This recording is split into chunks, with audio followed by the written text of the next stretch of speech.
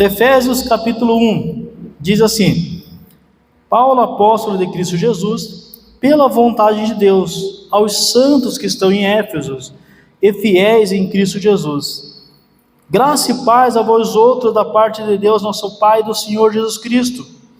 Bendito seja o Deus e Pai de nosso Senhor Jesus Cristo, o qual nos abençoou com todas as bênçãos espirituais nas regiões celestiais em Cristo, pois nos elegeu nele antes da fundação do mundo, para sermos santos e irrepreensíveis diante dele em amor.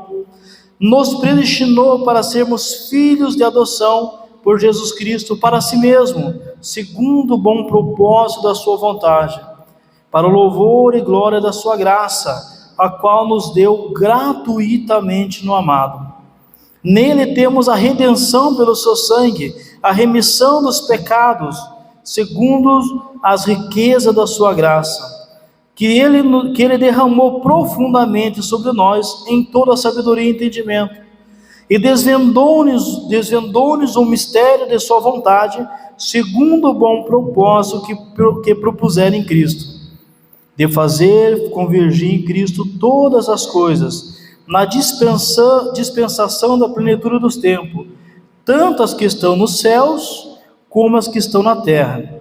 Nele digo, em quem também fomos feita herança, havendo sido predestinados conforme o propósito daquele que faz todas as coisas segundo o conselho da sua vontade, a fim de sermos para o louvor da sua glória, nós o que primeiro esperamos em Cristo, e também nele que vós estáis, depois que ouviste a palavra da verdade, o evangelho da vossa salvação, tendo nele crido, fostes selado com o Espírito Santo da promessa, que é o penhor ou a garantia da nossa herança, para a redenção da propriedade de Deus, em louvor da sua glória.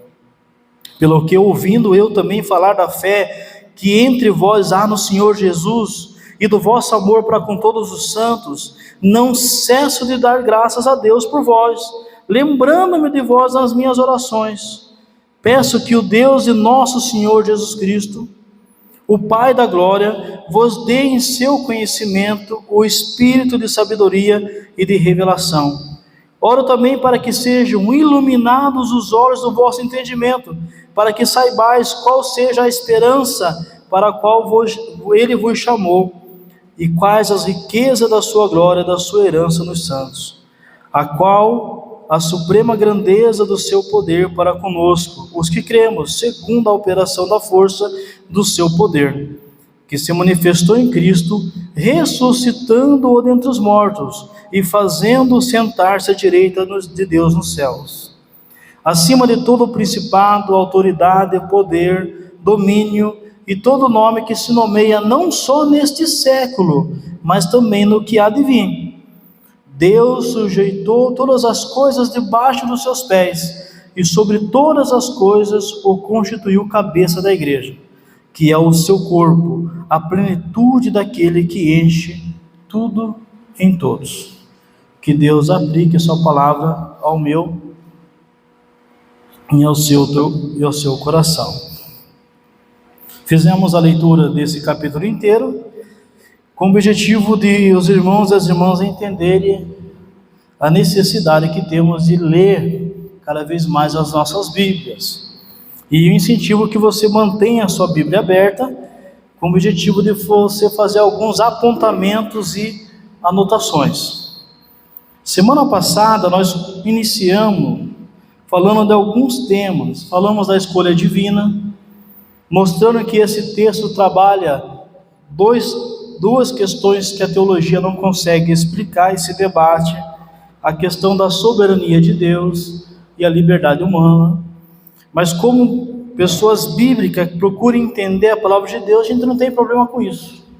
Deus é Deus e Ele escolhe, mas ao mesmo tempo Ele permite. A gente percebe uma revelação bíblica que existe uma liberdade humana. Não sabemos como colocar essas duas partes juntas, mas é essa a revelação bíblica.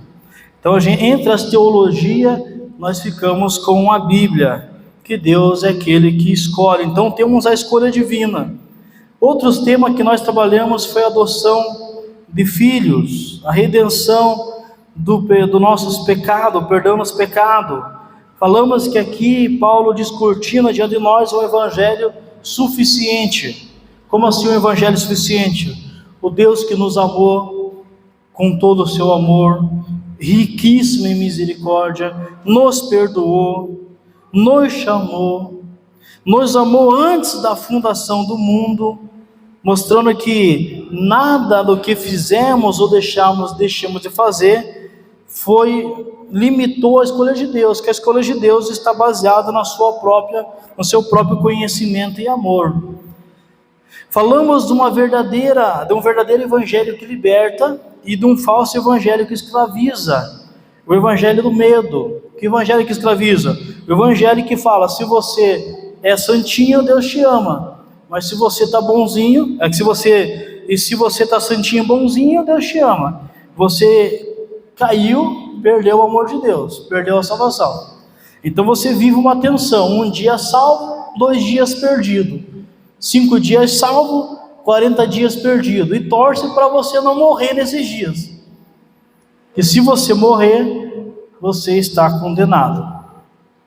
Mas o que a gente leu aqui, até onde nós trabalhamos, é que é tudo pela graça de Deus, que há um amor de Deus que nos escolheu antes da fundação do mundo. Verso 4: pois nos elegeu nele antes da fundação do mundo, para sermos santos e irrepreensíveis diante dele. E em amor nos predestinou para sermos filhos de adoção por Jesus Cristo, um Deus que nos ama antes da fundação do mundo. E esse evangelho que liberta diz o seguinte: se Deus chamou antes da fundação do mundo, não há nada que aconteça na sua existência que diminua o amor desse Deus. Porque a carta de Paulo aos Efésios olha a realidade humana pelo prisma da eternidade, soberania e bondade de Deus, e não a partir da mazela humana. Apesar que no capítulo 2, Paulo vai demonstrar de onde fomos tirados. Vocês estavam mortos nos vossos pecados, nos vossos delitos. Então ele olha para o ser humano a partir da realidade divina, e não das mazelas humanas. E o evangelho que não liberta, ele olha só o ser humano falho, caído, destruído, mas não pergunta quem é esse ser humano, o que sente esse ser humano, o que fizeram para esse ser humano, o que levou esse ser humano até ali. A graça libertadora de Deus leva em conta tudo isso, provado. Todos nós fomos desqualificados. A graça é para pessoas desqualificadas que nunca irão se qualificar. O evangelho que escraviza é o evangelho que procura pessoas qualificadas, boa aparência, mas que desconsidera as intenções e motivações do coração. O evangelho que escraviza é o evangelho que cobra postura, vestimentas, palavras, mas que não muda o coração, que é o que Jesus combateu com os fariseus e que Paulo irá combater depois com os legalistas em Gálatas. O evangelho que escraviza, o falso evangelho, é o evangelho da aparência. É o evangelho dos fariseus que pegaram aquela prostituta e levaram até Jesus. Falou: Jesus, a lei diz que tais mulheres têm que ser apedrejadas. E o que é que o Senhor diz? Jesus simplesmente falou: se você não tem pecado, atira a primeira pedra. Porque o evangelho que liberta é o evangelho que fala: todos pecaram e caíram e sofreram e estão longe de Deus. Só esse Deus em amor para nos reaproximar, não mais por esforços humanos e religiosidade, mas pela convicção do chamado do Espírito. O evangelho que liberta, o evangelho que sabe: caímos e nada poderemos fazer para ficarmos de pé. Mas também é o evangelho que fala: caímos, nada fizemos ou conseguimos fazer para ficar de pé, e mesmo depois de salvos, ainda não temos condições de manter a nossa salvação. Ela vai ter que ser mantida pela graça, pelo poder de Deus, pelo amor de Deus. E por isso que os destaques que eu fiz no capítulo 1 começa com a vontade de Deus. Então nós vamos ver só no capítulo 1 todas as vezes que aparece a vontade de Deus. Capítulo 1, verso 1, já começa assim: Paulo, apóstolo de Jesus Cristo, pela vontade de Deus. Então Paulo falando, eu sou apóstolo por causa da vontade de Deus. E eu e você sabemos que se dependesse dos homens, Paulo jamais seria quê? Apóstolo. Se dependesse dos homens, inclusive de Pedro, Tiago, João, se dependesse da igreja de Jerusalém, Paulo jamais poderia ter sido apóstolo. E por isso ele fala, eu não sou apóstolo por causa dos homens, eu sou apóstolo por causa de Deus. O evangelho que liberta é o evangelho que vive sabendo que o que está acontecendo é por causa da vontade de Deus e não por causa dos homens. Então o evangelho que liberta é o evangelho que revela a vontade de Deus. Porque se perguntasse para as igrejas de Jerusalém, Antioquia, Samaria, vocês querem que Paulo seja apóstolo? Paulo? Inclusive Ananias, quando Deus fala, Jesus fala para Ananias, eu tenho um vaso para você ir orar por ele. Ele fala, Senhor, o senhor não sabe quem é esse homem? Ele persegue a igreja, ele veio com cartas aqui autorizando prender, matar quem professa o teu nome. E Jesus fala, olha Ananias, ele para mim é um vaso escolhido, e ele vai saber o quanto padecerá pelo meu nome, mas você vai e ora por ele, porque ele é apóstolo por causa da minha vontade. No falso evangelho, nós temos mestres e pastores que acham que são donos do outro, que podem dominar o outro, pastores, padres e outros tipos de religiosos que acham que podem abençoar e amaldiçoar alguém. Isso não é o evangelho que liberta, porque no evangelho que liberta, o único que pode abençoar é Deus, não homens. Por isso que o verdadeiro evangelho começa com o evangelho dizendo, sou o que sou pela graça de Deus, pela vontade de Deus. Mas também no verso 5 nós vamos ter a vontade de Deus, verso 5. Nos predestinou para sermos filhos de adoção por Jesus Cristo para si mesmo, segundo o bom propósito da sua vontade. Mais uma vez a vontade de Deus aparece, escolhendo, chamando, cuidando, segundo o bom propósito da sua vontade. Sabe por quê? Porque se dependesse de homens, talvez eu e você não seríamos escolhidos. Se dependesse de alguns homens, talvez eu e você não estaríamos aqui. Mas não depende dos homens, depende da vontade de Deus. O evangelho que liberta, ele se coloca à disposição da vontade de Deus. E quando Deus chama alguém de filho, quem sou eu para dizer que ele não é meu irmão? Que ela não é minha irmã? Que eu só estou vivendo o evangelho que liberta. O evangelho que liberta, Deus chama de filhos aqueles que talvez nem seus próprios pais queriam chamar de filho, mas Deus fala, é meu filho. E se Deus chamou de filho, quem sou eu e você para dizer que não é o nosso irmão?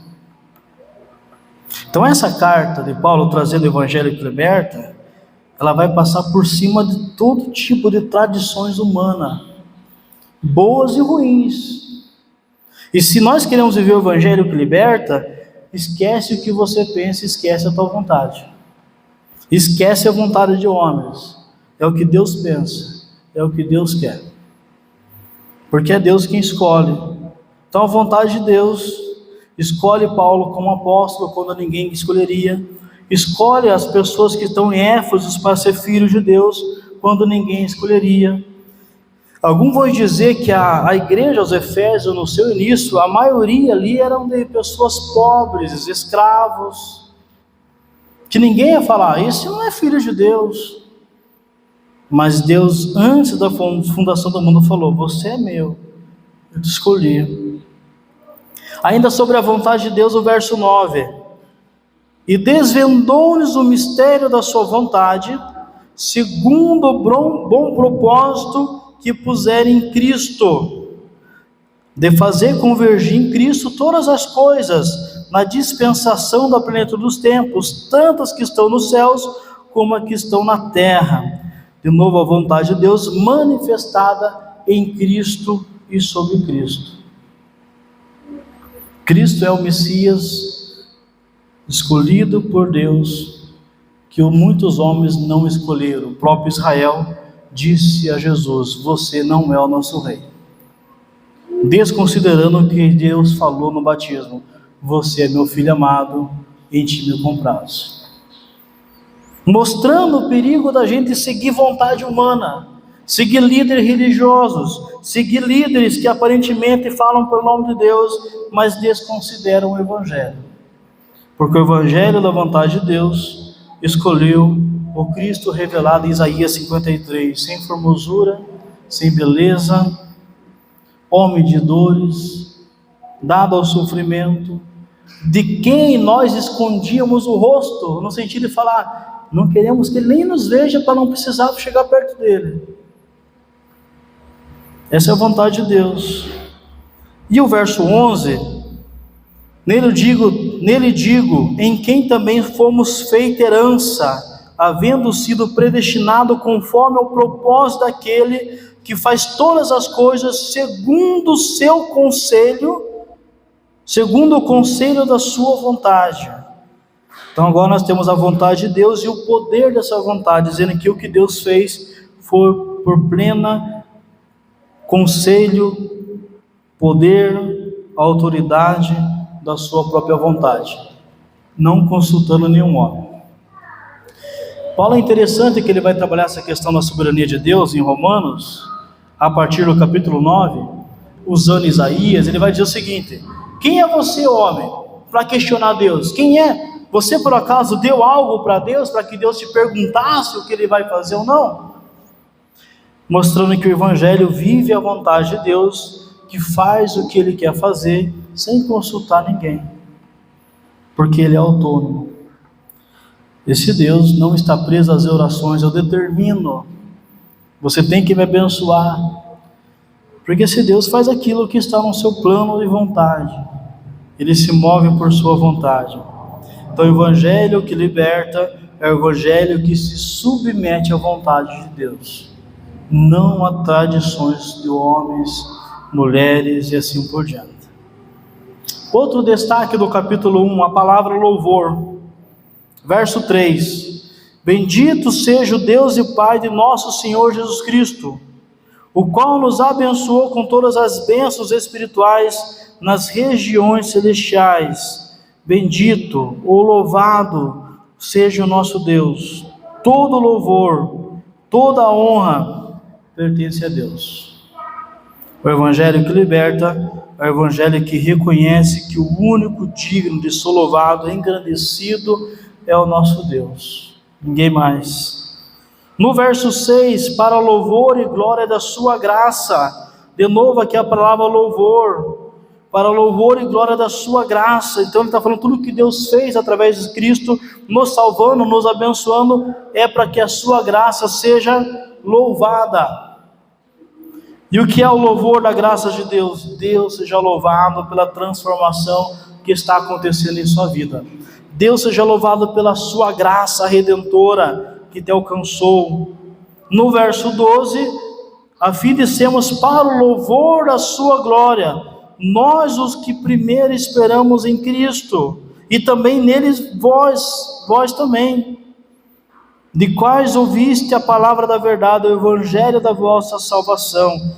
Então nós também fomos salvos e libertos para o louvor de Deus.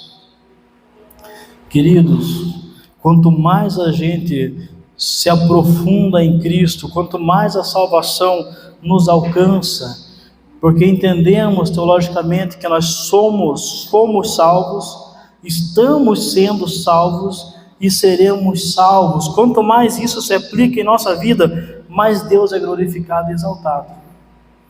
Mais o mundo vê Deus através da nossa vida, porque a nossa vida é para o louvor de Deus. E no verso 14, que é o penhor da nossa herança para a redenção da propriedade de Deus, em louvor da sua glória. De novo aqui o louvor da sua glória, mostrando que os planos de Deus e o propósito de Deus, o evangelho que liberta, traz louvor para o nome de Deus. E o evangelho que não liberta traz vergonha para o nome de Deus. O falso evangelho desmoraliza quem Deus é. É só você ver o que está acontecendo no meio gospel, só você ver as notícias, só você ver os escândalos, só você ver as denúncias. Esse não é o evangelho que liberta. O evangelho que liberta, as pessoas são presas, não acusadas de corrupção, mas porque são fiéis a Deus.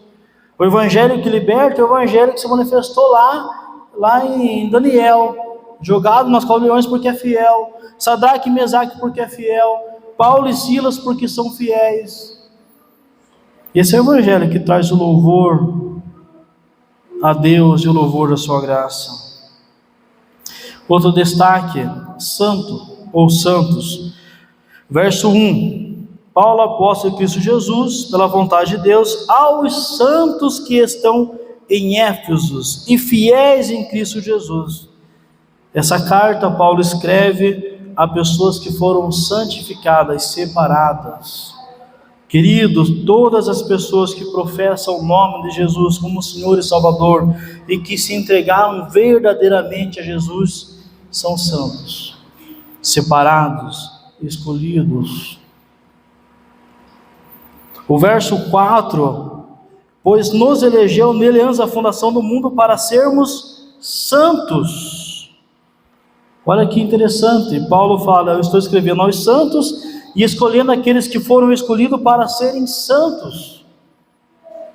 E santo, você sabe, são pessoas separadas, consagradas, que vivem em prol de algo, em prol de Deus, em prol do seu reino, que se renunciam à sua vida diariamente, que abrem mão de quem eles são, que entendem e fazem escolhas baseadas naquilo que são, na santidade. Então você é santo. Nós precisamos reconfigurar nossa questão de fé, porque muitas vezes a gente fala, eu sou um pecador mesmo, eu não valo nada mesmo. Não, você é santo. Você não pode se entregar ao pecado, você não pode se render ao pecado, você não pode se jogar ao pecado, porque você é santo, escolhido para ser santo. Verso 15 também vai ter um destaque sobre essa palavra. Pelo que ouvindo eu também falar da fé que há entre vós no Senhor Jesus e de vosso amor para com todos os santos. Aqui fica complicado. Porque Paulo fala, eu ouvi falar da fé que há entre vós e ouvi o amor que vocês têm por todos os santos. Por isso que nós temos que amar uns aos outros. Pessoas escolhidas e separadas por Deus para serem santos. E nós precisamos amar aqueles que são santificados. Por isso que a igreja é o espaço do amor e não da acusação. Olha como isso mudaria o nosso raciocínio sobre a questão do pecado e da queda, porque todos nós falhamos e caímos em algum momento. Imagine que algum de nós cai em pecado. Se você é do evangelho que não liberta, você vai falar, demorou, é pecador mesmo, eu já desconfiava, não prestava mesmo, não era fiel. Esse é o evangelho que não liberta. O evangelho que liberta, caiu, mas não vai ficar caído, porque ele foi santificado em Jesus. Deus vai restaurar.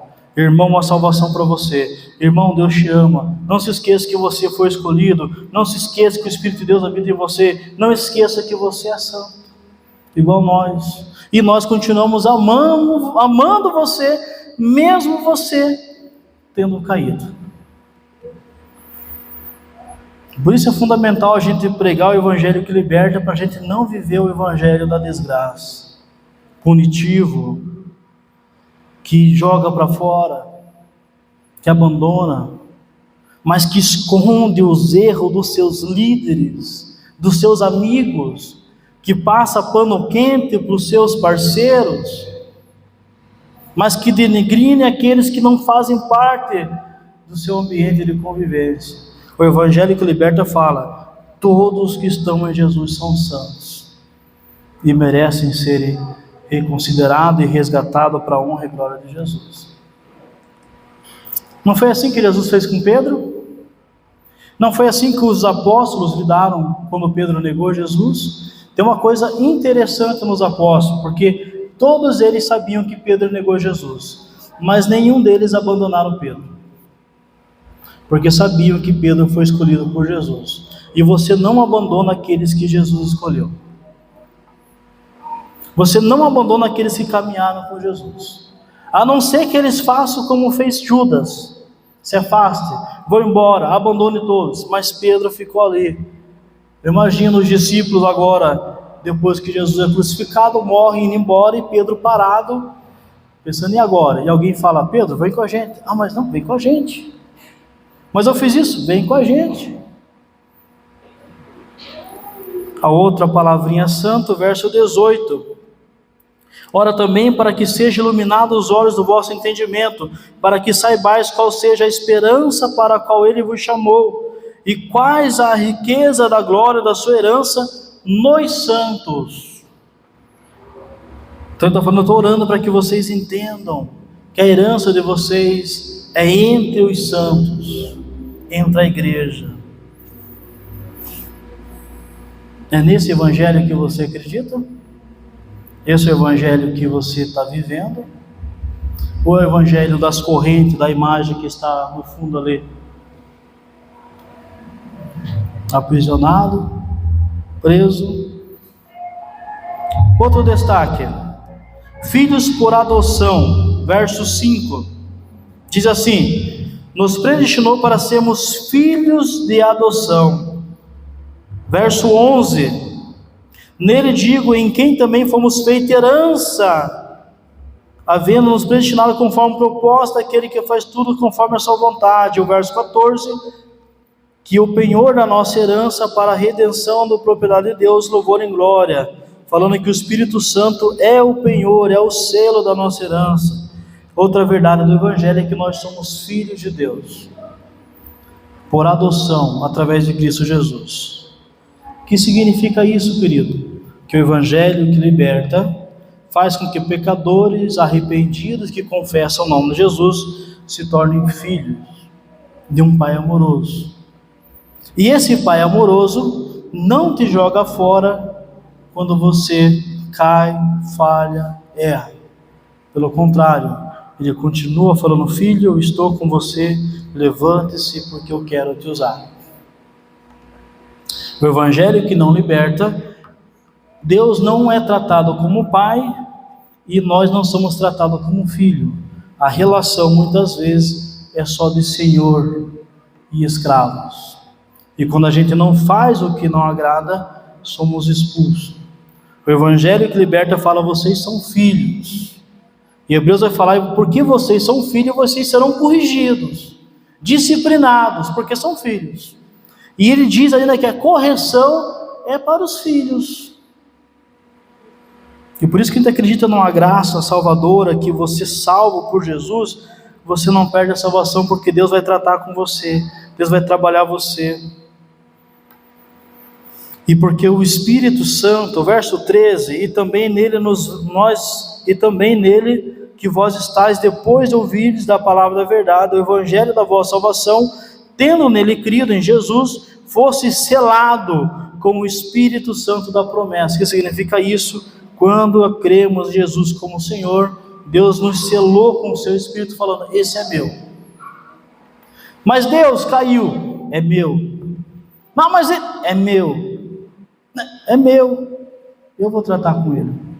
Eu estou tratando com ele. É meu. Então Paulo começa a revelar um evangelho da segurança em Cristo. Quem está em Cristo não está inseguro, não está cambaleando. Apesar das nossas fraquezas, que depois nós vamos trabalhar no capítulo 2 e no capítulo 4 e 5, nós continuamos sendo filho, sendo trabalhado e transformado. E por isso que o outro destaque é Deus como Pai. Verso 2: graça e paz a vós outros da parte de Deus nosso Pai. Olha o que Paulo está falando: graça para vocês, de Deus nosso Pai. No verso 3, bendito seja o Deus e Pai de nosso Senhor Jesus Cristo, o qual através do seu sacrifício faz de nós família de Deus. E no verso 17, peço que o Deus de nosso Senhor Jesus Cristo, o Pai da glória, vos dê um conhecimento, vos dê o seu conhecimento, o espírito de sabedoria e de revelação. Então mostrando que Deus é Pai, que Deus nos ama e que Deus se relaciona com a gente como Pai. Último destaque: o Evangelho que liberta é centralizado em Cristo. No verso 1, Paulo, apóstolo de Cristo Jesus. Tudo que nós somos na igreja é por causa de Jesus. Apóstolo de Jesus, pastor de Jesus, filho de Jesus, cantores de Jesus. Nada que somos na igreja está fora de Jesus. Esse é o Evangelho que liberta. Ainda no verso 1, ele vai dizer seguidores e fiéis, aos santos que estão em Éfeso e fiéis em Cristo Jesus. Então nós temos que ser fiéis a esse Cristo. No verso 2, vai dizer graça e paz a vós outros da parte de Deus nosso Pai e do Senhor Jesus Cristo. Jesus é Senhor. No verso 3, Jesus é a única fonte de bênção. Não existe nenhum outro nome, nem outro mediador que eu e você sejamos abençoados. É só Jesus que abençoa. E por que eu estou frisando só em Jesus? Porque não tem pastor, não tem apóstolo, não tem bispo que possa nos abençoar. Somente Jesus. Nós não devemos fidelidade a homens, somente a Jesus. E só devemos ser fiéis a homens e mulheres que são fiéis à palavra de Deus e a Jesus. Não importando a eloquência, a riqueza, ninguém deve se pôr sobre a igreja se não for Jesus. No verso 4, pois nos elegeu antes da fundação do mundo para sermos santo e irrepreensível, nos elegeu em Jesus. Então nós somos elegidos, eleitos em Jesus. No verso 5 e 11 vai dizer adotados por Cristo Jesus. No verso 6, a graça que vem de Jesus. No verso 7, comprados e perdoados com o sangue de Jesus. Isso é interessante, querido. O perdão dos pecados é somente através de Jesus. Não tem nada e não tem ninguém que possa nos dar esse perdão a não ser Jesus. Comprados pelo sangue de Jesus. O verso 7 eu vou ler. Neles temos a redenção pelo seu sangue, a remissão dos pecados, segundo as riquezas da sua graça. Ou como diz algumas versões, comprados pelo sangue de Jesus. O propósito de Deus se manifestou em Jesus no verso 9. No verso 10, vai dizer que de fazer convergir em Cristo todas as coisas. Por isso que Cristo é o centro, é o cabeça da igreja, porque em Cristo irão convergir todas as coisas. Verso 12, esperamos em Cristo. Verso 13, o Espírito Santo é para quem crê em Cristo. Verso 20, Jesus é ressuscitado por Deus. Verso 20, 21, 22, 23, Jesus está sentado à direita de Deus, acima de todos, de forma eternamente, e Ele é o cabeça da igreja. O Evangelho que liberta.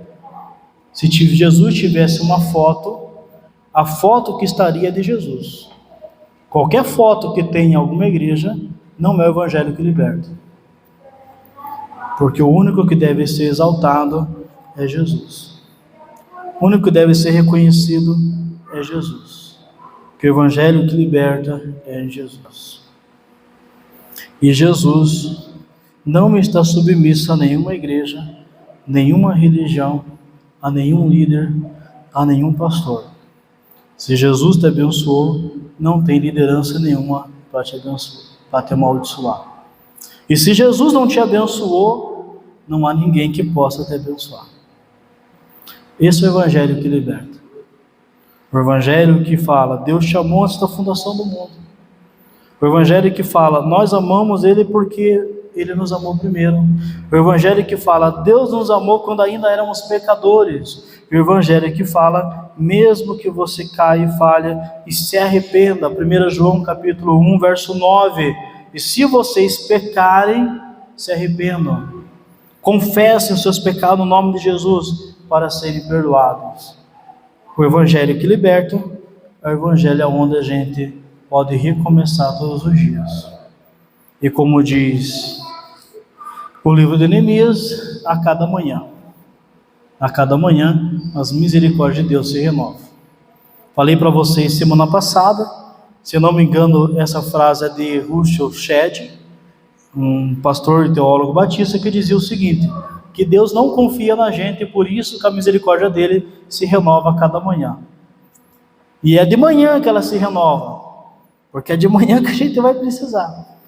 Antes de começar o dia, a primeira coisa que tem que se renovar é a nossa misericórdia. Que tipo de evangelho você está vivendo? Como que tem sido a sua experiência de fé com o evangelho? Frustrante? De culpa? De rejeição? Porque o evangelho que não liberta rejeita?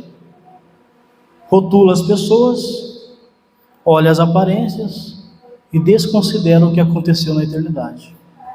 O evangelho que liberta vai dizer o seguinte: vamos devagar, porque a gente não sabe o que aconteceu na eternidade passada, não sabe o que vai acontecer na futura, e pior ainda, não sabe o que está acontecendo agora. Vamos deixar na mão de Deus, e vamos oferecer perdão, e estender a mão para todos, e que todos dê conta de si, do trono de Cristo, que é um trono de graça e misericórdia, e que tem chamado pecadores ao arrependimento. Como pastor, quando eu assumi essa igreja, falei-vos que eu não sou um pastor justiceiro. Eu não quero saber do pecado dos outros. Eu sei quem perdoa o pecado, Jesus. Vai para Jesus. Vamos para Jesus. Porque esse é o evangelho que liberta, o evangelho que onde Deus nos restaura. Agora cada um sabe que tipo de evangelho quer ter. E eu prefiro o evangelho da graça, da misericórdia, do amor, da redenção.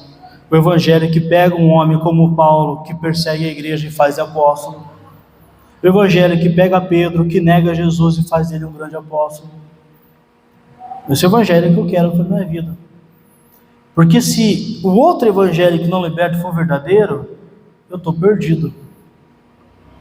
Não poderia ser pastor, não poderia ser chamado de filho de Deus, não poderia, porque eu não estou à altura desse falso evangelho, dos grandes homens, dos que são impecáveis, dos que não caem, que não precisam de mudança, que o errado é o outro. Eu vivo o evangelho da fraqueza, onde eu me arrependo diariamente, onde eu falo: Deus, eu preciso de perdão, Deus, eu preciso de restauração. Eu não vivo mais o evangelho onde eu falo: a culpa é da igreja. Eu falo: Deus, será que a culpa não é minha? Onde é que eu estou errando? Porque esse é o evangelho que liberta. Que tipo de evangelho você está vivendo, irmão? Que tipo de evangelho a Igreja Batista em Cambará está vivendo? Que tipo de evangelho você está vivendo? E talvez, se você olhar para a tua vida hoje, você vai saber se isso é verdade em sua vida ou não. Mas não se preocupe se falar: pastor, estou vivendo um evangelho que não liberta. Vem para Jesus. A porta para você sair do falso evangelho é Jesus. E em Jesus a gente encontra graça, misericórdia, perdão e amor. De uma maneira tão profunda que Paulo vai falar: eu sou o menor dos apóstolos e não sou digno de ser chamado apóstolo, porque eu persegui a igreja, fui testemunha da morte de Estevão. Esse é o evangelho que liberta. A minha oração é que você, essa semana, reconsidere a sua história com Deus, a sua vida cristã. Você tenha coragem de chegar só você e Deus no seu quarto e perguntar: Deus, estou vivendo o evangelho que liberta? Espírito Santo ainda escuta a sua voz? Espírito Santo liberta e fala: Deus, Preciso viver o Evangelho que liberta. Preciso viver o Evangelho que liberta. Vamos orar? Eu quero orar. Vamos orar. Antes de a gente cantar o último cântico, eu quero estar orando. Mas eu quero orar por você, que talvez se afastou do Evangelho que liberta. Quais são as características de alguém que está longe do Evangelho que liberta? Autossuficiência. Não preciso de ninguém. Sou melhor que todo mundo. O outro aqui está perdido. Eu estou de boa. Eu estou bem. O problema é o outro, não sou eu não. Se o outro saísse da igreja, da casa, da cidade, do mundo, e ficasse só eu resolveria tudo, porque eu sou bom. O problema é o outro. Talvez você não tenha orado mais, e nas tuas orações você não tem mais colocar diante de Deus os seus pecados. Você só fala dos outros. Nas tuas orações você não tem mais se arrependido. Você não tem mais falado, Deus, trate isso. Nas tuas orações você não pede mais perdão. Nas tuas orações você já não reconhece mais teus erros, teus pecados. Nas tuas orações não tem choro, não tem arrependimento.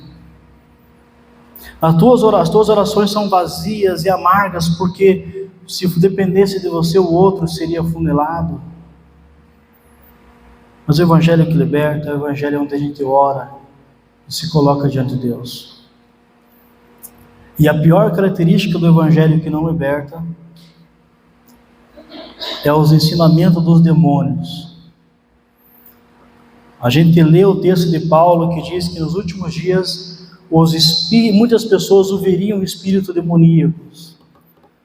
Só quero dizer para você que os espíritos demoníacos não vão pregar coisas ruins, vão pregar coisas boas, vão falar, você está certo, é do teu jeito mesmo. Para que orar? Para que ler a Bíblia?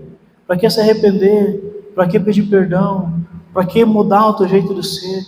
Para que mudar? Que mude os outros têm que mudar, não é você. Essas mentiras que Satanás está pregando no Evangelho que não liberta. Você está bom, Deus te ama como você está, que o outro suporte. A igreja onde você está pegando muito pesado, vá para a igreja mais leve. Mas o Evangelho que liberta, a gente dobra ele e fala, Deus, tem misericórdia de mim, que eu sou o pior pecador. Não estou bom, ainda tenho esses pensamentos. Estou cobiçando a mulher do outro, estou com raiva de alguém, estou com raiva disso. Se eu pudesse, eu faria isso. Não amo mesmo, estou com raiva. Que o Evangelho que liberta nos apresenta o quanto a gente ainda precisa de mudança. E a minha oração é que você tenha experiência com esse Cristo que liberta e que restaura. E que essa semana você tenha um encontro com esse Cristo. Você que se esfriou, você que está online se esfriou, está brincando de igreja, se encontre com Jesus. Está brincando de religiosidade, se encontre com Jesus. Que o Evangelho que liberta, nós somos todos iguais, carentes da graça e da misericórdia de Deus. Comunhão do seu Espírito, que o amor de Deus, o nosso Pai, e a salvação revelada através de Cristo Jesus, seja com essa igreja e com todo o teu povo espalhado pela face da terra, em teu nome que nós oramos.